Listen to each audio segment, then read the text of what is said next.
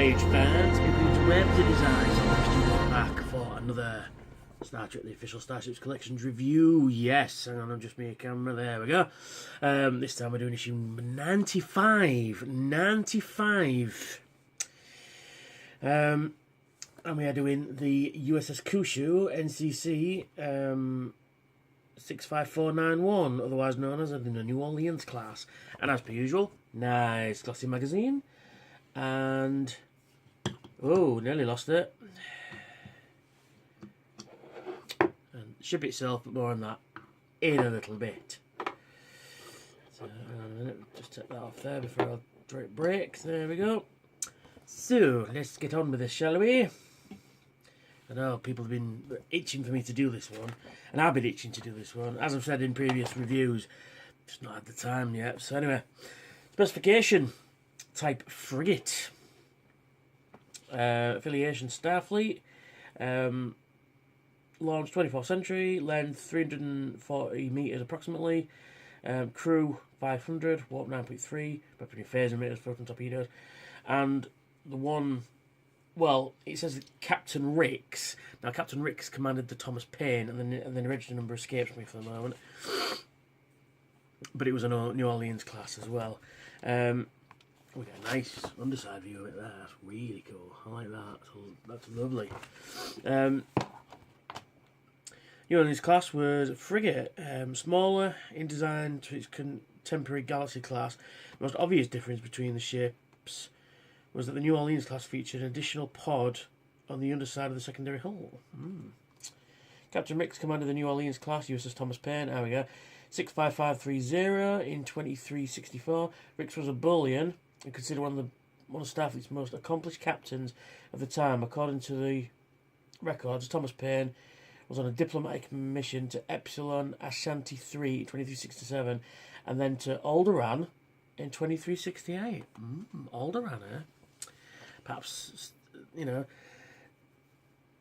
somebody in the future, in the Trekverse, was a fan of Star Wars and they named a planet Alderaan. Who knew? And we got a nice CG shot of it there. It's quite a nice picture, actually, quite a nice angle. And we've got some various shots from various episodes. Well, I was going to say appeared in, but that, ladies and gentlemen, there is one of only two appearances. The other is the other side of the view screen. The picture I'm going to show at the beginning of this video, which you've already seen by now. Yeah, that's the only official on-screen moments. Excuse me. Romulans had oh no, that's not that one. Captain Tara Scott, it was in command of the New Orleans class U.S.S. Renegade in 2364. She was an outstanding officer and became widely celebrated after she became captain faster than any other person in Starfleet history, along with Captain Picard and Captain Ricks. She called to investigate the infiltration of Starfleet Command by a parasitic life form, bluegills. Unfortunately, she was infested by one of these parasites, and Commander Riker was forced to fire on her with a phaser set to kill in order to stop her. But whether she died or not is another question. Nobody's quite sure, because, I mean, it appears that she dies in the episode, her mouth opens and the creature comes out, but it doesn't necessarily mean she didn't die. So anyway, we get a nice topographical view with that. It's very nice, very nice, very nice. I like the way, I was kind of hoping that they'd explain what these pods are, but it just says dorsal pod, ventral pod. The surface of the hull has incorporated hundreds of lifeboat hatches. Behind them there were escape pods. Each one could sustain occupants up to 86 days. Ooh, imagine floating through space for 86 days. That's nearly 3 months. You know, in a pod that's barely big enough to stand up in. You know, floating through space. I mean, you could potentially not see a planet in 3 months, you know. And the name, the New Orleans class, the U.S.S. Kyushu, was named after one of 4 main islands in Japan, referencing Deep Space Nine opening episode Emissary, but the line was later cut. First on-screen reference to the New Orleans class came from display graphic on the bridge of the Enterprise D This was the 4th season episode, Brothers, in which the Thomas Paine was labelled as a New Orleans class. Captain Nix was still flying, probably. In 2369, the New Orleans class Thomas Paine was a diplomatic mission to Alderaan. This was an in-joke by the production staff, as Star Wars Princess Leia claimed to be on a mission to Alderaan when she was captured by Darth Vader. Then we've got New Orleans class. We've got basically kind of just a roughed up model of it there, just kind of just scorch marks on the hull, and then we've got the proper destroyed one, and then we've got the quite nice view of it there as well.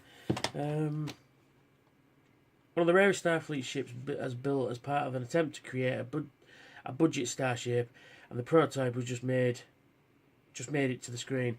Yeah, so basically what they did was they got various model parts, including Enterprise D model parts, cut them up, stripped them down, repainted them, repositioned parts, and then threw it together and became the New Orleans class. Now, one thing I am going to point out here, though, which I don't usually do until I get to the model, the registry number there is quite big, and this is supposed to be a ship that's 300 metres. That's quite a big registry number. Now, this is... Oh, careful. I mean, it's like that on the top. It's quite a big registry number. It's kind of cool, but it's kind of illogical in the Star Trek sense, because a ship that side would have quite a small registry number. We haven't got a comparable one. Like Voyager, for example, it's about this. I don't know, how long is it? Sorry, I'm just queuing up some music, really. 340 metres. So it's quite a big ship. I mean, Voyager is, what's it? 200, no. About 300 metres-ish, isn't it? I can't remember. And the registry number on that's quite a small one on the saucer. But, it is what it is. And on the picture of the actual model, the underside registry number is a bit small. Like, very small. So it's a bit of a discrepancy there, but I kind of like the big number, really. Although, personally, I would put it here, but that's just me. Anyway, I'm not talking about the model just yet. I've got some magazine to go. Michael Piller on Best of Both Worlds. The late great Michael Piller wrote Best of Both Worlds, which is one of the best episodes of Star Trek. The Borg being scary. And basically, he wrote the episode because Riker is leaving. Well, he's been offered a new command and he's thinking about leaving. And he goes, do I really want to leave, this on the Enterprise? And of course, Michael Piller was thinking about leaving Trek as well. So he put all his, fears and hopes and dreams and stuff like that into Riker's character in this episode. Fortunately for us, he didn't leave. Because basically he wrote the first part thinking, I don't have to worry about the second part. But yeah. And then we're going to sort of history of the Borg there as well. So we've got Q-Who and stuff like that, firing torpedoes and Q.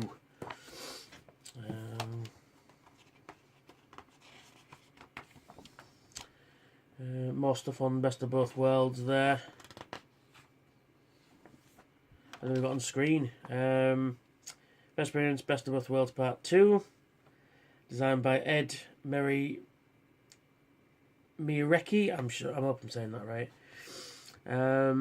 Captain Rix, who commanded the New Orleans class Thomas Paine, was the first Bolian to be featured on Star Trek in the episode Conspiracy. The species was named after Cliff Bole, who directed the first season installment. Rix was played by Michael Berryman, who had earlier appeared as the Arcanite display officer assigned to Starfleet Command in the feature film Star Trek 4 Voyage Home. He's also in The Hills of Eyes as well, which is a great film.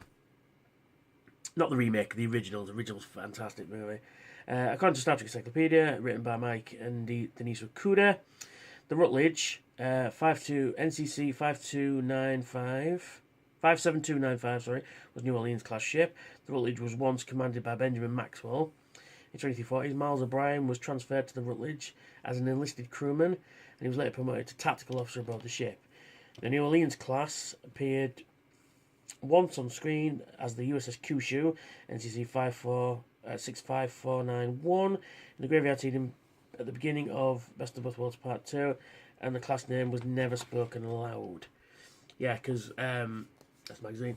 Because in the episode, Shelby goes, the Kyushu, the Melbourne, what's it now? The Tolstoy, the Kyushu, and the Melbourne, yeah. And so, we're onto the model, and here it is. Fucking gorgeous, I think you'll find. For a ship that was never actually seen on screen doing anything, just debris in the background, it's really lovely. The proportions, because I have seen a few, fan drawings and stuff online and stuff like that, and you always see it at this angle and that angle and that angle, and you think, oh, that's a bit weird. But actually getting it in hand, it looks really cool. You know, it looks. I love the aft section there. It's really cool. Now, you'll be thinking that these look like highlighter markers, and that's what they are. Yeah, they were just sort of thrown on there and to make it look, you know, something technical and stuff like that. Greeblies is usually what these things are called. But one thing that does kind of bug me about the sensor pods is this one on the bottom. It's slightly on a pylon there, sticking down a bit, whereas the ones on top aren't. And another thing as well is that phaser bank would destroy that every time it's fired. I mean, it can only fire at that sort of angle, but it's just like, the placement of that phaser bank is a bit off. But that's just the way the model is, you know. Like I said, the big registry number on the bottom there, big registry number on the top as well, and you go upside down. But it's really lovely. And you got, you know, clear plastic in the nacelles there. But it's just a really nice looking ship. It's even got the registry number there. It's got the name and the registry number there. I don't think that's it. I think that's it, to be perfectly honest. Yeah, I'd have put the registry number on there as well, but that's just me. I'd have also put the Starfleet. I mean, the Starfleet signals are on the nacelles there, but like on the Galaxy, I'd have put it probably on the bottom there, on that bit. No, the sensor pods are never. Obviously, it's designed to be off in the distance, and you know, it's just one of those things. But I mean, are these sensor pods? I mean, it's a frigate, so it's like a battleship. So I would imagine that these are weapons nodes, or even shuttle bays for fighters. You know, this could be a carrier. But it's one of those things we'll never actually see it unless somebody puts it on the screen. You know, but it's a really nice looking ship. It's really good. And I am so glad that they did this. You know, this is the reason why I love this collection the way I do. It's because we get stuff like this all the time. To give you a comparison, I don't usually do comparisons really. Let me show you the Enterprise D. Because obviously this is using the, I think, the Airtel kits that were out at the time. They kit bashed them all up. Because you can see different scales of the ship using different parts. You know, you can obviously see, you know, Galaxy class nacelles next to each other, obviously elongated. You can see, you know, Galaxy class. Oh, sorry, my fingers are in the way. You can see a Galaxy class saucer in there, especially on the underside. You can see, you know, the windows and stuff like that. Again, replicated from a Galaxy class ship. But yeah. I can't believe this is issue 1, this is issue 95, you know. But yeah, it's just, this is when I think this collection excels itself, is when we get stuff like this, because I believe this is the very first official model of this. And it's a lovely ship. It really is nice. I really like it a lot. I mean, it does have some problems.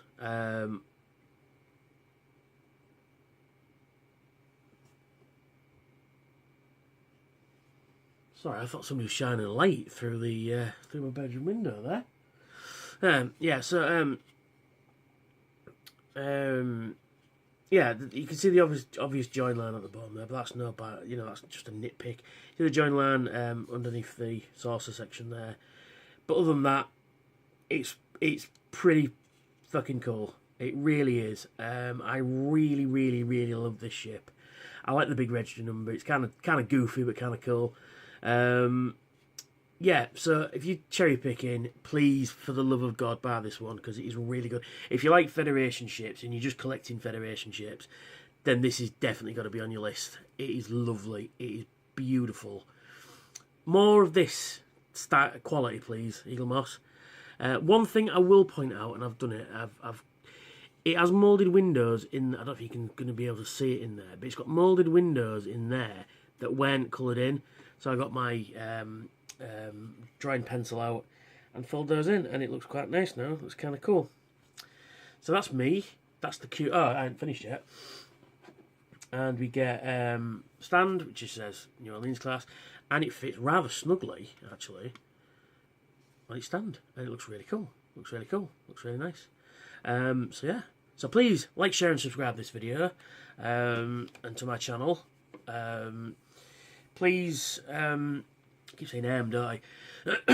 Please hit that notification bell for when that'll keep you updated for all the latest videos that I do, and I'll catch you all later for another review, and it will be a Star Trek graphic novels collection review. So yes, so that's me. That's the New Orleans class, and I will catch you all later. Bye for now.